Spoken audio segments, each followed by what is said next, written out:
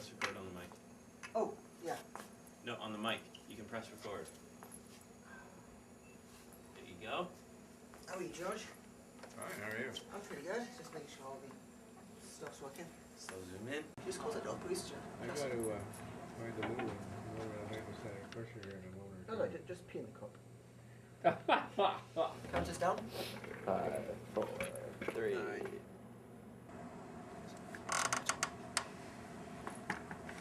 Hello, my name is Thomas Ward, and today I am interviewing my good friend George LeMarquand.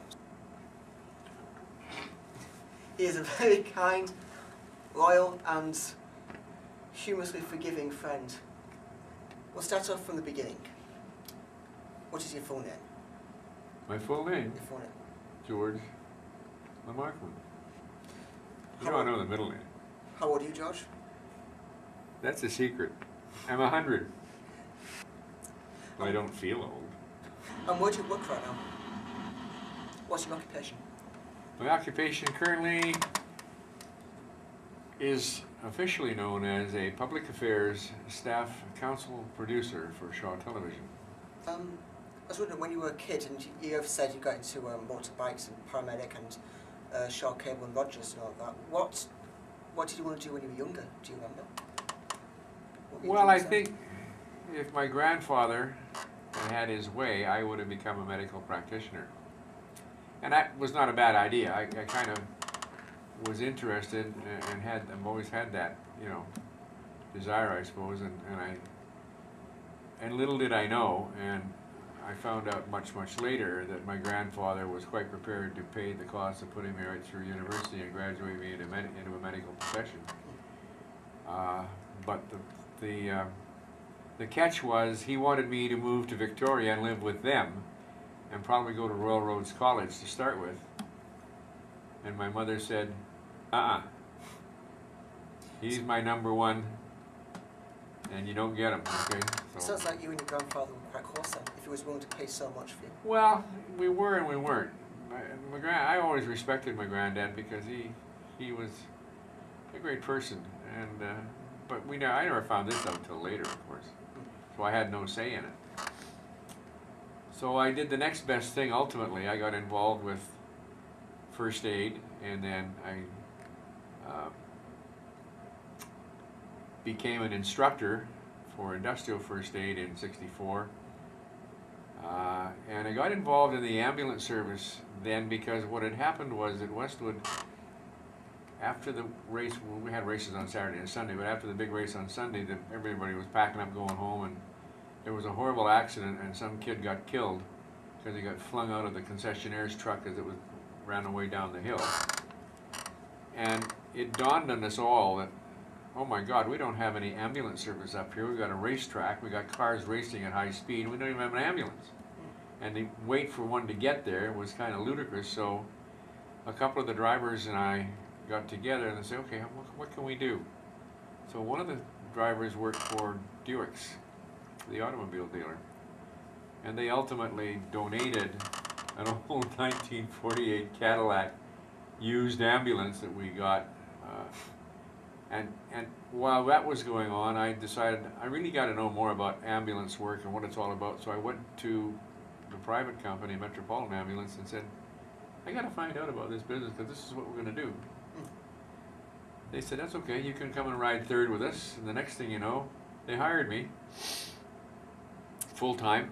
And ultimately, it wound up with them providing us with vehicles on race day. They would bring one of their ambulances out, which were fully radio equipped and everything, and it would park there beside the track during race day, so it was on site in the event that anything ever happened. I started in 60, so I went full-time on the ambulance in 64, 65, and I left the service in 1980. What's that? Well, there were some other reasons that made me change direction, and things that were beyond my control, and making some stupid mistakes and some stupid decisions, but that's another story. Okay, we ain't going to go there. Okay, that's what we won't be talking about during this interview. No, well, hey, that's life. Hey, you said you taught students how to do, was it paramedic stuff? The basics, yeah. The basics. The first level of training starts with what was commonly known as industrial first aid, or now called occupational first aid. And I was working for St. John Ambulance at the time. I would do the 2-week day courses, and I would also do the 6-week night courses. So I would have a day course and a night course on the go all the time. Do you still teach this course? Hmm? Do you still teach the course? No, I elected to let my certification expire just a couple of years ago.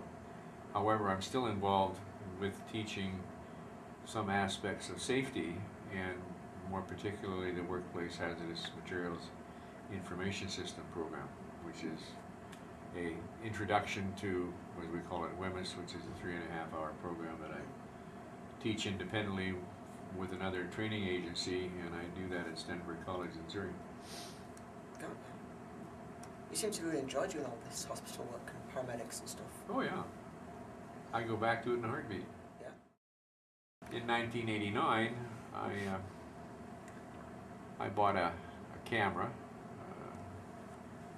a V90 Sony, and a friend of mine said, well, go take the night school course at BCIT in broadcast television and learn more about cameras and doing things in studios and doing this and doing that. So I did. And when I graduated from that, the course leader, who was a production manager at CKVU, Oliver Eichel, said, now go and volunteer with Rogers and learn more. So I did that. Okay. And that led me to where I am now, from Rogers, doing council meetings, Yeah. doing sports, all the stuff. But Tom, it was a whole new career, my 3rd or 4th career, if you will. Never in my wildest dreams did I ever expect to be Well, you're the guy driving the truck and putting the productions on and all this Yeah. kind of stuff, you know. So it just happened like that? He just said, how about you, hey Josh, this might be your cup of tea, you try doing this then? Well, people that I worked with liked what I did, I guess, and they put their trust and faith in me, and I haven't let them down. After some years in various other occupations, I decided to look further afield, and I began a career in television production by simply volunteering with Rogers at the time in 1990, and learned all of the basics from camera operation to sound to switching to all of the necessary jobs that are so important to a television production in studio and out of studio. And eventually got to a position where I was promoted to what is known technically as a public affairs staff council producer, which means that my function in that capacity is to be responsible for taking a mobile production unit on location to city council meetings, among other things, and with the help of volunteers that we recruit from high schools and other places, put together a crew that can televise the council meeting for the residents of that particular community. This has allowed me to participate in the training aspect of it. And they get an opportunity which doesn't cost them anything except their time to learn the basics of television production. We use the same kinds of cameras you would find in a studio. Mind, these are somewhat older, but they are still the same type and quality of camera. And the tripods and all the other accessory items that go with this production that you would find in a studio, and they get a hands-on, at least 100 hours, if not more. How'd that start off?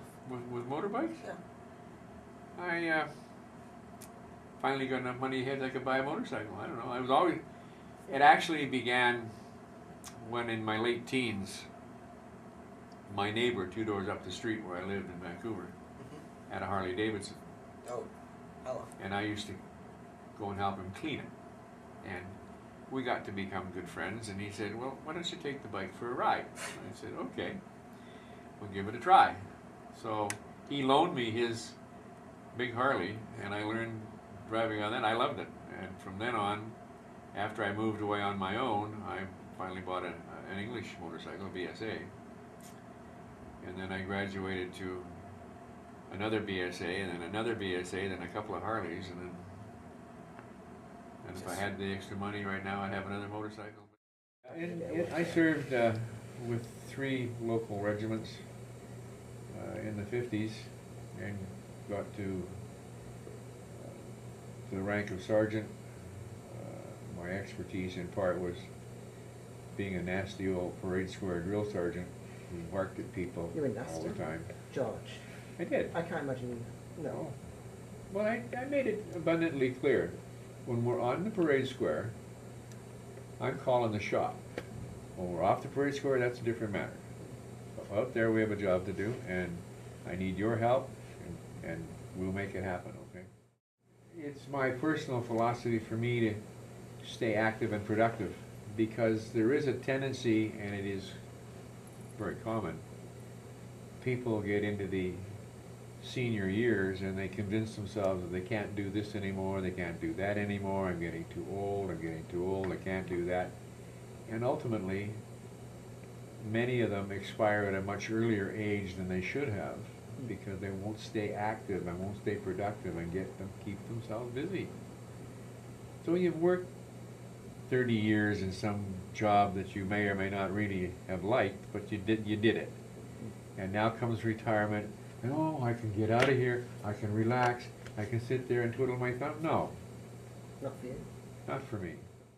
And after all said and done, one of the benefits that I have received is to see people who have joined the crews that I've worked with go on to get into television broadcast and do very well for themselves in a number of different ways, not only here but all across the country. People who began as they have with this simple volunteer program and the hands-on basic, and go on to working for people like Fox Sports and CBC and so on. So it's a very rewarding thing for me. Okay, that's enough. That's good. Thank you, George. Hey, none of that. You're adorable. Get out of here.